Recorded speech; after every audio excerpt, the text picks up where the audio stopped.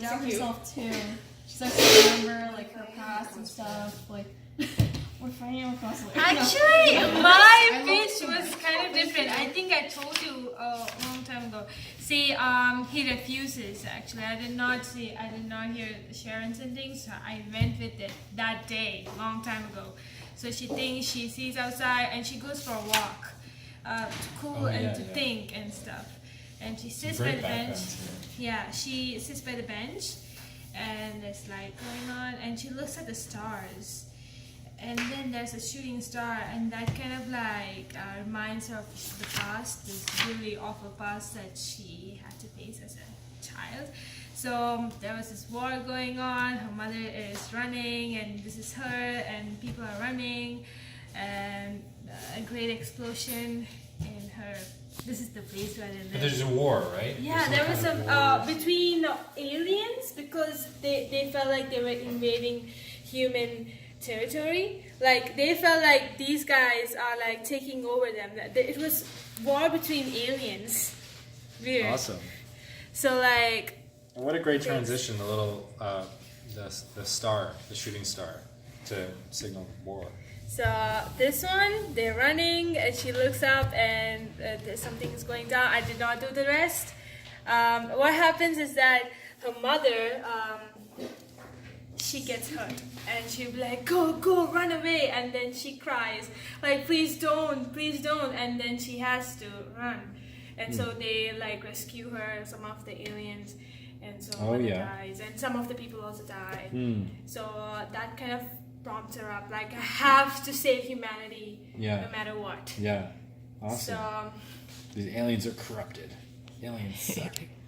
Yeah, Right. I tried connecting that like by making it a flashback, but I don't know. It doesn't really like flow well. I don't know. Oh well. he doesn't like see that, right? Yeah. So this is kind of like Let's how hear do I about go? it anyway. Tell us about it, Mikayla. Okay, Yeah. so it's out of order now. Okay, yeah. So then she's like, okay, fine, I'll show you my power, and then she. I'm going, y'all. See ya. See you, Jazz. Bye. So they're standing in front of the door she damaged because he didn't see her damage it the first time, and then she goes ahead and just shows him her laser, and then she zaps the other door, and then he finally believes her. So he's like, okay, I'll help you. But yeah, that's the end. It's And almost then it cuts threatening. to- It's like, if you don't help me, I will blow you Yeah, up. yeah. too. Yeah, and it actually messes up his hair a little bit, like it gets Oh, blown. nice. That's great. So yeah. I like his face. I like that her ears go up. Like, you know those lizards that like the skin flaps go out? Just like Angle on the ear as well. It's like perfect. All right. After Rosh, then you're next, right? Yep. You're in here. All right, back in this room. Can you better wow me? Wow. Yeah. You gave me that great character. Alright, so I guess we're starting here. So we start with a shot of Area 51, and then as the tumbleweed rolls across the desert ground, you get a panning to over here where it kind of looks like the observatory. But it's not actually an observatory, it's just a cannon firing a laser to this cutout of like a UFO. And that's it being disintegrated. It's just like a little introduction to the scene. Yeah, it's just an establishment. setting the place. And so then we cut to Trigor. Trigor just sitting at his desk watching top 10 cat videos until the video ends, and it auto plays to the video of Red just shooting down the door.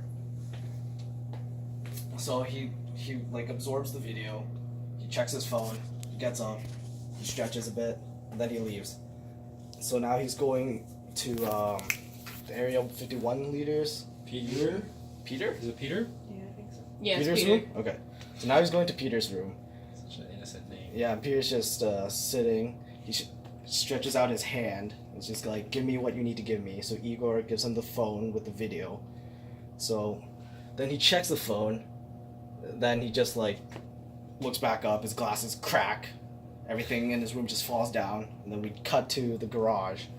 And then a car just bursts out of the garage, kills a tumbleweed, and then we zoom into Peter's face as he's all excited to hunt down Red. Great. The only thing I might have added is right here.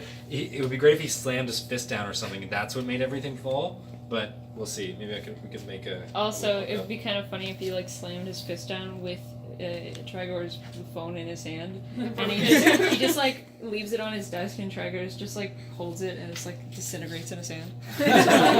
He's like, "Come on, that was an That'd be iPhone 6." great. Awesome. All right.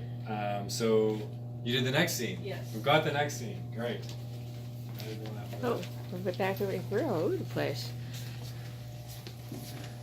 Basically, the writer is just kind of standing there looking at the doors like, what am I gonna do with this now? There's a door with a giant hole in it. And she's kind of like writing down the message she wants the script to have written into it. And then you kind of see like the outline of the car that they were driving appear like kind of outside the window a little bit, like almost misty. And then it like crashes through the door and knocks the writer back. And he's like kind of lands on his butt. Why is the writer so handsome? I love how everyone made the writer so handsome. Yeah, it made my voice so handsome. He's such a pretty boy. Yeah, I know, right? And then he's kind of sitting there, and he's kind of in shock, and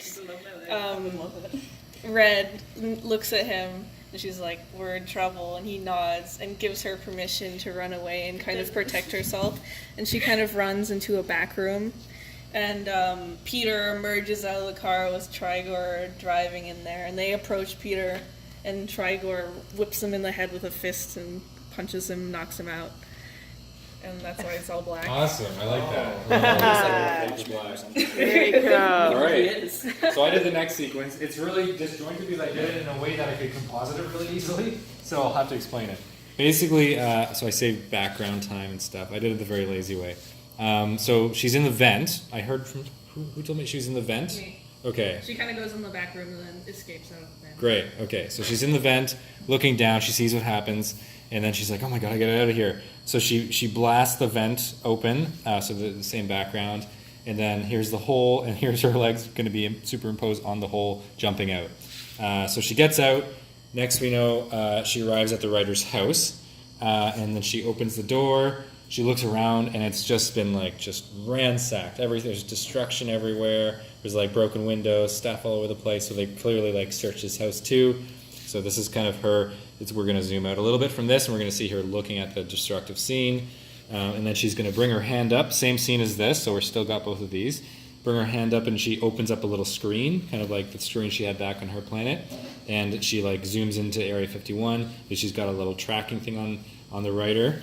And then she's like, okay, that's where I need to go. She closes the screen up, and then next I need to edit it really quickly, so she's just blowing up Area 51 building. It's just a massive explosion, and it's funny because she actually went to Earth to save Earth, but right here it actually makes her look like she's destroying it. So that's how we're going to end, I guess, because we don't have enough time to storyboard the rest of the film. But anyway, she's going to save the writer, and they're going to together save the world. Instead of destroying it like this. Blame her bad ending. Yeah. That's going to be the story. That's going to be what we edit together and make into a story reel. Okay. Wow. Sounds really cool.